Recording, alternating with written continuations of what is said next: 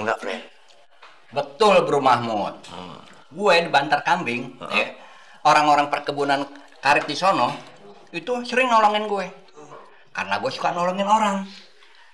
Di sana ada orang yang kesleo. Ininya engselnya pindah nih. Gue urut. Sembuh. Nggak bayar, gratis. Begitu, Bro. Tuh, lihat. Friend Ayu udah ngasih contoh tuh, berbuat baik sama siapa aja.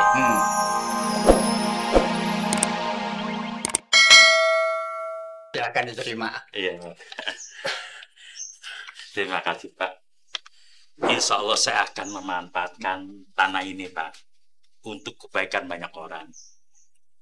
Sekali lagi saya ucapin terima kasih karena memberikan amanah ini kepada saya. Sungguh Pak Haji, saya merasa orang yang sangat beruntung bisa kenal dengan Pak Haji. Dan saya yakin Pak Haji akan memanfaatkan tanah tersebut sebaik mungkin. Ya, insya Allah Pak Juremi, insya Allah saya akan jaga amanah ini.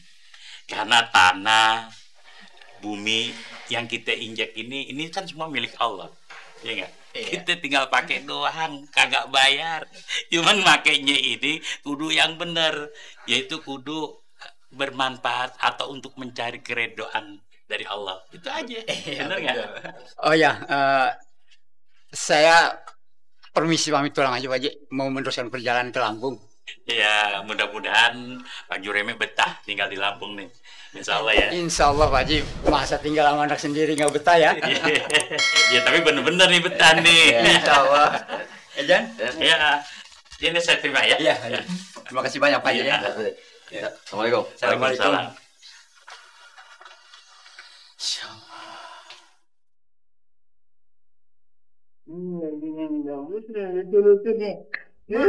Baju apa tuh?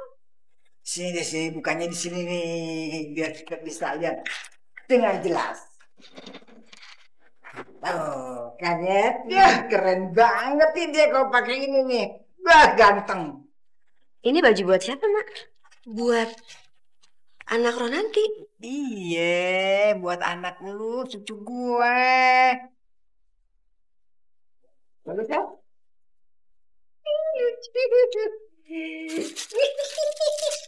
Maaf, Mak. Ini cocoknya buat laki-laki. Warna kayak gini nggak cocok buat perempuan, Mak. Gua bilang buat perempuan. Kan cucu gue laki-laki. Gue udah pesen sama Bu Tebu. Gue pesen buat bayi laki-laki. Buat laki-laki nih, cocok kan tuh bagus. Tuh kan, Mak. Mak nggak pernah mau mengalah sama Roh. Terlalu berat ujian Roh, Mak. Roh akan memikul ujian ini sampai anak ini lahir. Terlalu berat, Mak. Bukan gitu maksud gue, Roh. Gue tuh saking sayangnya sama lu. Gue selalu berdoa supaya dapet cucu laki-laki. Biar deh itu nanti kalau udah gede bisa ngelindungi lu, emaknya tuh. Saking sayangnya gue sama lu, Roh. Tapi Mak nggak tahu. Apa yang Mak lakuin ini akan membuat Roh sakit hati. Mungkin juga kecewa, Mak. Seakan-akan Roh nggak punya harapan lagi dan harus menuruti keinginan emak. Gue tuh bener-bener sayang banget sama jabang bayi lo. Makanya gue tuh selalu berdoa supaya dia jadi anak baik. Pokoknya buat kebaikan dia semua deh gue berdoanya.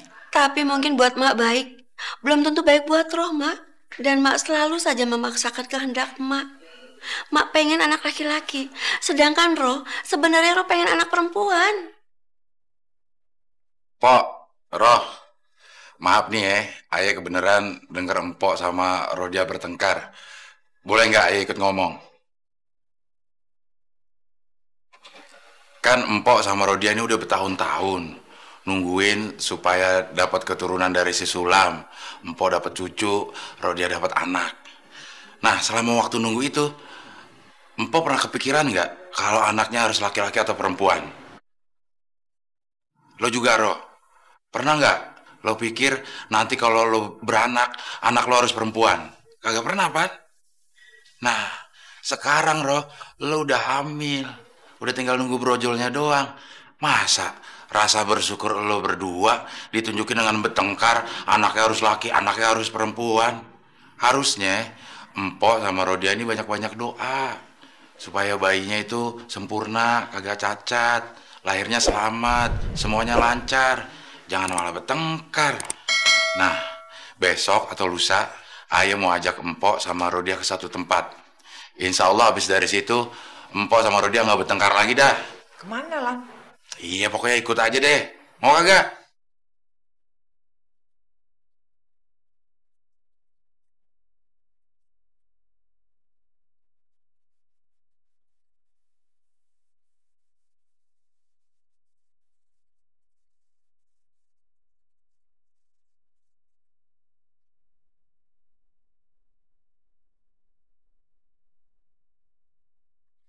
Bah, kenapa sih? Kelihatannya ada kayak ada pikiran. Abah heran nih. Bener-bener heran. Abah heran apa lagi? Abah tuh masih penasaran ya ame emas Umi yang hilang. Udah nggak usah dipikirin. Umi udah ikhlas. Kalau mau diganti syukur, alhamdulillah. Kalau nggak diganti, masa iya sih kelewatan banget. Tapi Umi yakin kalau Allah itu akan memberikan rezeki yang lebih bagus, lebih mahal daripada yang hilang itu. Percaya deh, Pak. Itu pasti, Mi. Tapi bukan itu yang Abah pikirkan. Ini masalah rezeki si Sulam. Rezeki gimana maksud Abah? Ya itu, Mi. Seolah rezeki si Sulam itu nggak pernah berhenti. Padahal Abah sudah seneng. 1 bulan ini dia kagak jualan. Yang Abah pikirin, yang aja taksir, dia itu bakal bangkrut. Datang lagi rezeki yang lebih gede. Abah jadi bener-bener iri, Mi. Waduh, kemarin nih rezekinya dapat kulkas pintu 3 ame open listrik. Buset. Nah kalau sekarang dapat apa lagi, Bah? Ayo buka. Malah bengong di sini orang waktunya buka puasa. Diam loh. Gue mau diri di mana? Kamu di atas pohon kayak mau di mana kek? Di sini kek? Ini rumah-rumah gue. Apa urusannya sama lo? Hati-hati kalau ngomong ini rumah. Ayah masih punya hak di sini. Gimana sih? Nggak pernah dengerin ya kalau ayah ngomong? Masuk kuping kiri, keluar kuping kanan sih. Udah deh, udah jangan ribut. Ini maghrib nggak baik. Gue lagi lapar nih. Kalau orang lapar kan lo tahu, ntar gue mutilasi lo. Hebat nih, friend. Kalau ngamuk, dunia goyang. Namanya lu anak pungut, jadi mau dijelasin. Ada apa lagi sih si Sulam? Dapat rezeki dari mana lagi? Umi jadi penasaran. Itu, Mi. Abah heran. Abah betul-betul heran. Dia dikasih tanah sama Juremi itu 100 meter. Orang yang dulu nyolong daun pisang sama jantung pisang di tanah wakaf masjid. Ingat nggak, Umi? Umi ingat. Orangnya udah tua, jelek, hidungnya nongkrong, kurus, miskin lagi. Maling kok masih punya tanah ya? Heran. Ya ilah. Ini orang kalau nyelak nggak kira-kira. Gitu-gitu juga ciptaan Allah. Diam lu, suka-suka gue. Mulut-mulut gue, apa urusannya? Orang kayak gini masih hidup. Lo hidup. Itu memang tanah si Juremi, Mi. HGB-nya 100 meter. Kalau itu sampai dibangun, itu harganya naik jadi 3 juta. Bayangin, kali 100 meter, udah 300 juta, Mi. Nggak tanggung-tanggung kan? Coba kalau apa yang dikasih. Makanya kita kudu ngikuti si Sulam, Mi. Abang, empok yang terhormat ya.